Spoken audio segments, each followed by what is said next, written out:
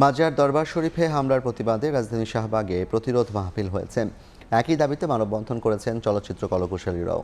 বিকেলে শাহবাগে আধ্যাত্মিক স্বাধীনতা সপক্ষে ফানাফিল্লার ব্যানারে মিলাদ মাহফিল এবং প্রতিবাদ সমাবেশের আয়োজন করা হয়। মাজার দরবার শরীফের ওপর হামলাকে বৈষম্য বিরোধী ছাত্র জনতার আন্দোলনের সঙ্গে বিশ্বাসঘাতকতা হিসেবে অভিহিত করেন বক্তারা।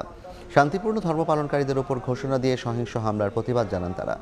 এদিকে বিকেলে শাহবাগে মানববন্ধন ও প্রতিবাদ সমাবেশ করেন জাগ্রত জনশক্তির ব্যানারে চলচ্চিত্র সংশ্লিষ্টরা। উগ্রবাদীদের সন্ত্রাসী কর্মকাণ্ড বন্ধের আহ্বান জানিয়ে মাজার মন্দিরে হামলাকারীদের বিচারের দাবি জানান।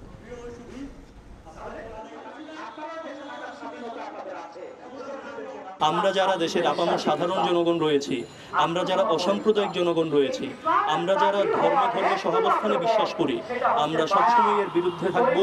আগস্ট গণঅভ্যুত্থানের বিরুদ্ধে ইতিহাসে প্রথম জাতীয় বেঈমানি হিসেবে এটা লেখা থাকবে। যারা করেছে তাদের শাস্তির আওতায় আনতে হবে এবং যারা এতে ইন্ধন দিচ্ছে এর পেছনের মাস্টারমাইন্ড যারা, তাদেরকে খুঁজে বের করতে হবে। উগ্রবাদী কাজ, জঙ্গিবাদী কাজ, কারণ ইসলাম উগ্রবাদ, জঙ্গিবাদ, সন্ত্রাসী কর্মকাণ্ডকে ইসলাম সাপোর্ট করে না।